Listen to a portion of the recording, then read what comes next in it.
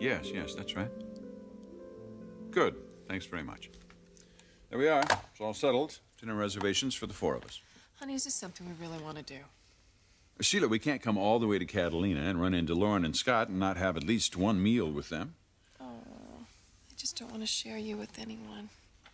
Not even one tiny little dinner? Not even one tiny little minute. You have to admit it's pretty incredible that they are here at the same time we are. Oh, yes. Incredible. Look, sweetheart, I know that Lauren is not one of your favorite people, but she is one of mine. If you and I are going to be married, we're going to have to learn to give a little when it comes to each other's friends, aren't we? Can you do that? Of course I can do that. Good. The fact is, once you get to know her a little better, you're going to like Lauren. She's a wonderful person, really.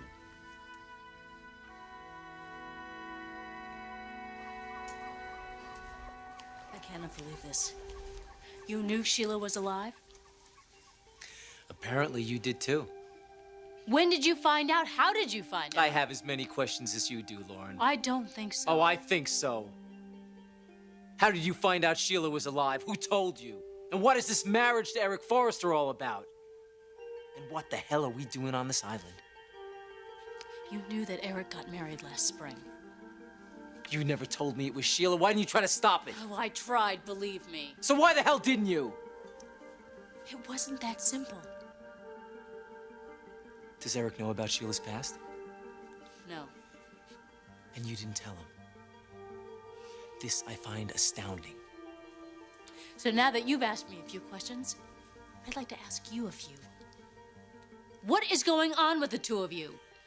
Nothing is going on with me and Sheila. Oh, come on, Scott. I just introduced you downstairs and you acted like you never met her. Why would you do that? The more interesting question is, why would you introduce me at all? What were you hoping for, Lauren, that I would drop dead from seeing a ghost? I know you were counting on some kind of reaction. And I got none. You knew she was going to be here, didn't you? She knew you were. I had no idea Sheila was coming here. Nor have I seen her since she arrived. Well, what about before that? When did you see her and under what circumstances, Scott?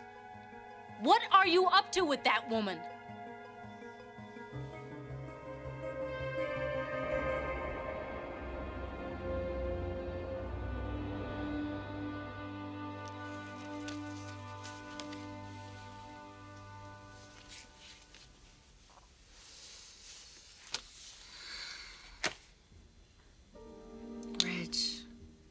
Rich, why are we doing this to each other?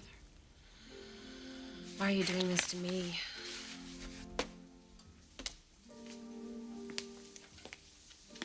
Brooke, how I am learning to despise you. Come in. Oh, hi. We do have a session today. Oh, yeah, of course. I just... You forgot. Freud would say there's an unconscious reason for that. Yes. So would James Warwick. Don't get analytical. You're the patient, I'm the doctor. Now, where would you like to begin today? By hearing whatever it is that's bothering you. I can see there's something.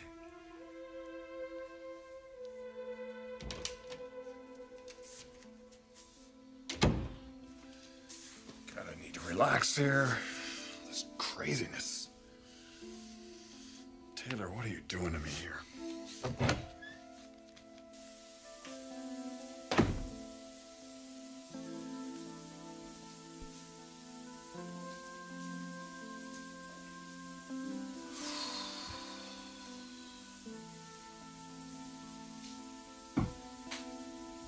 Rich?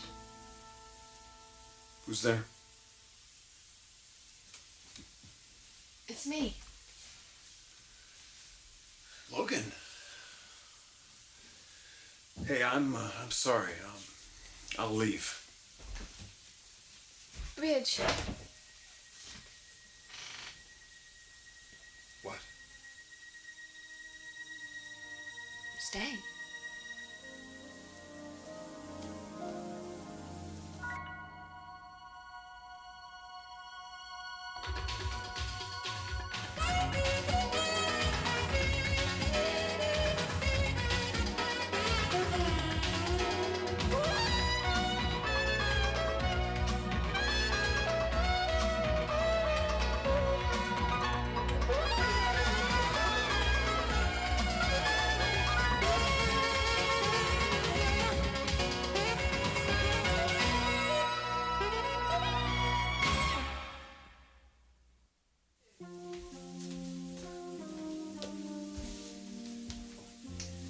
So what is it with you and me, Logan? What do you mean? I haven't been in the steam room in over a month. Well, I haven't been in here in over a year. Yeah, we just run into each other, huh? It's karma. Yeah, right. So, what's your excuse? Oh, I'm just feeling a little frayed around the edges is all. The men's line is really stressing you out? No, it's not the men's line.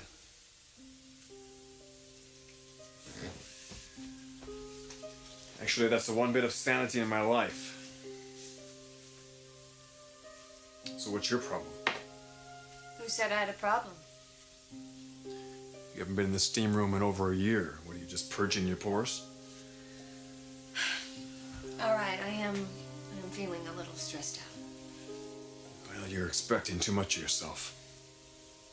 What are you talking about? You've been doing this job for 2 months and you're already putting out a new line of clothes. Please. Well, that's what I have you for. No, you're the CEO now. You take the heat. You know, actually, that's the fun part. Getting ready for this fashion show, running the company, and developing this men's line with you. That's my vitamin pill. Take that away and I would be completely miserable. No, James, we're on your clock. You don't want to talk about yourself? I don't think it's really appropriate. Let me help you, okay? All right, Doctor.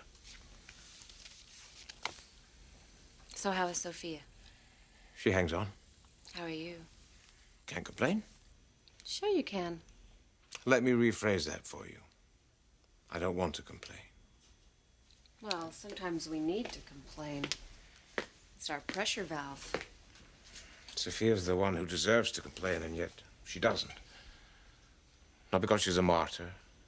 She suffers silently because of me. Sophia does everything because of me.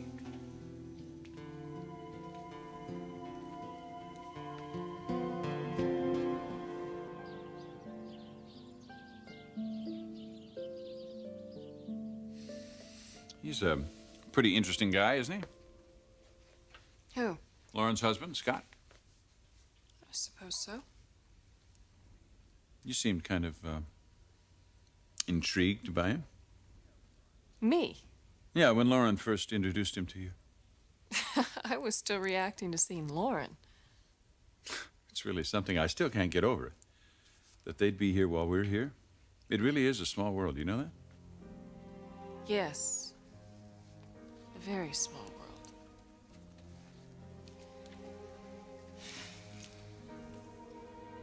Too small.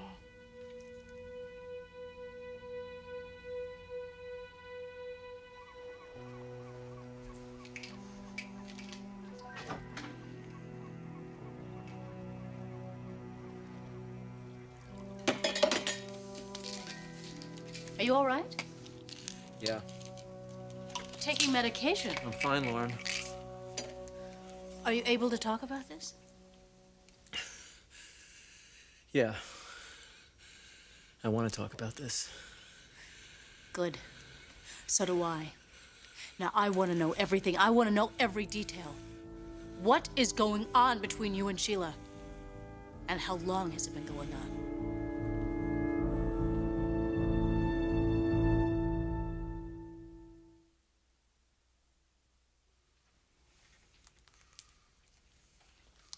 I'm waiting. I'll explain it to you on one provision. What's that? You tell me everything about you and Sheila. My relationship with Sheila has not changed. I despise her. She's done everything she can to destroy me and almost succeeded.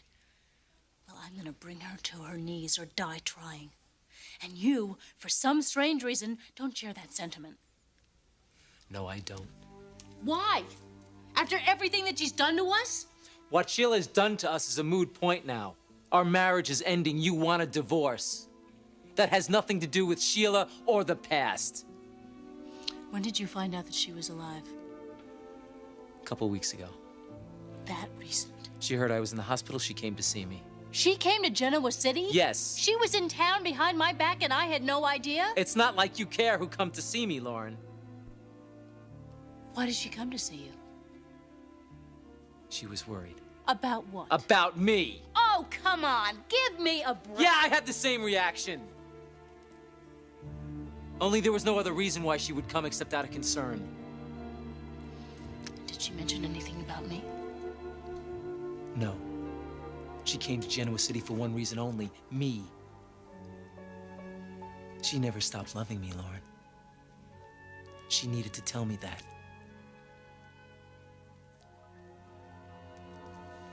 You make it sound as if Sophia's purpose for living is you.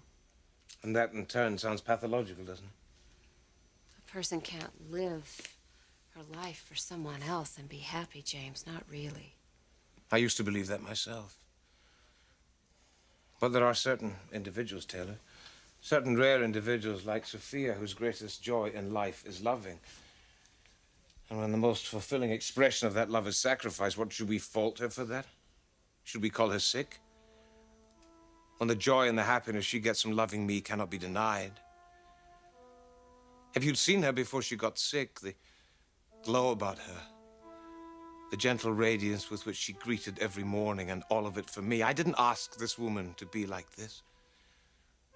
But she is the quintessentially brilliant, splendidly gifted human being who has chosen as her path to be dedicated and in love with me. But do I deserve it? I don't know. But her commitment to my happiness and the joy she gets from loving me, I cannot stand back and call that sick. She loves me, Taylor. She doesn't want to leave me. She's my strength, my life force. She's the source of my inspiration, and as she lies there dying now, she fears giving up what was her path, my growth, my advancement towards the understanding of the mind. How do you cope? How do you possibly cope with the loss of one so committed and consigned to you? How do I give up the one person who is and forever will be the only love of my life? I don't know, James. I don't know. But from what you told me, sometime in the not-too-distant future, Sophia's loss will be out of your control. You're going to have to give her up. And somehow, I will find a way to help you.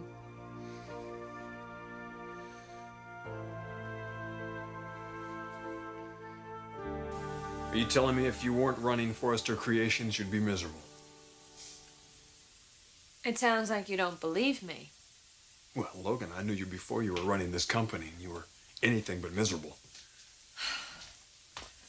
Well, that's because I was in love with you, Ridge. But I'm not anymore.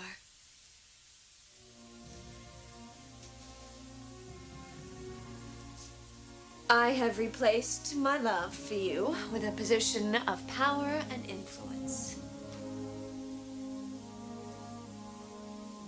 And that satisfies you?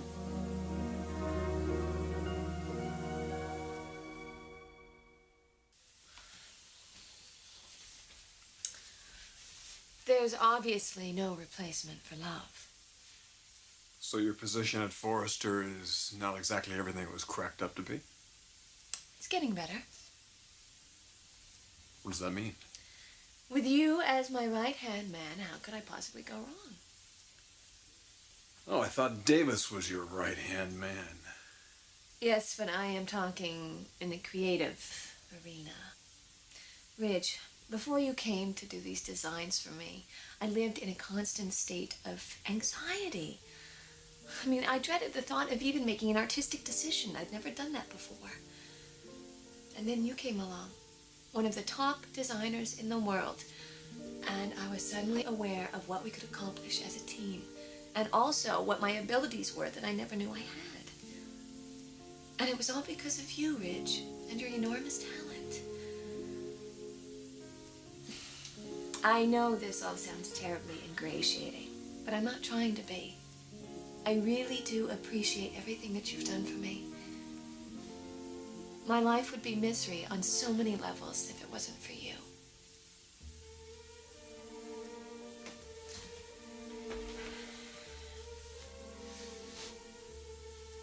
I really want to thank you so much.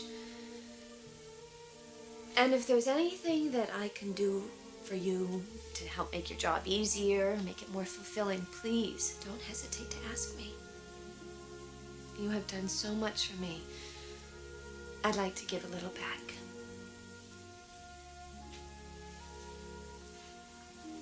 Well, let me think about that, Logan.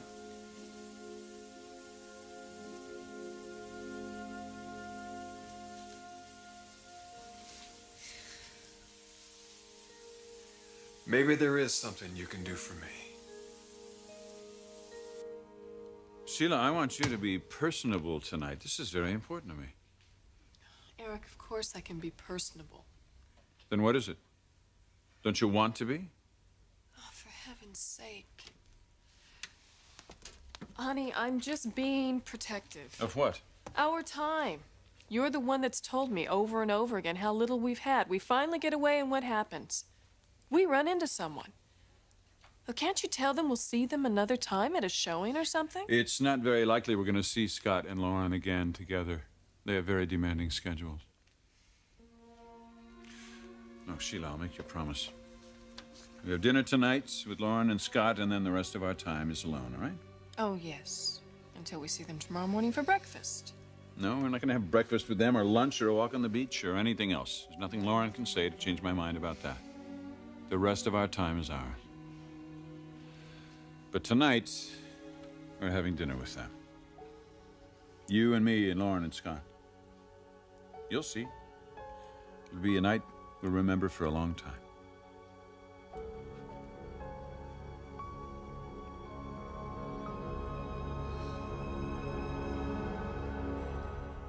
This is unbelievable. Are you telling me that Sheila is still in love with you? Lauren, I don't want to argue about this. Did you realize that she was married? No, I didn't realize that. Of course, she conveniently left that out. I would like to talk to Sheila about that. But no, it doesn't matter anymore anyway. What do you mean it doesn't matter? Of course it matters. That witch is married to one of the finest men I know. It scares me to death to think of what she's going to do to his life.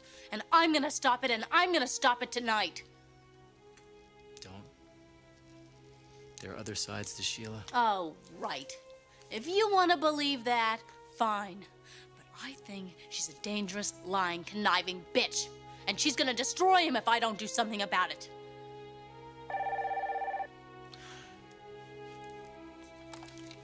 Yes? Lauren, hi. How does dinner at 7 sound?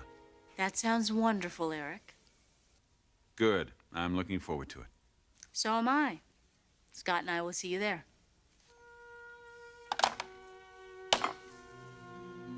Tonight, Eric finds out everything about dear, sweet little Sheila.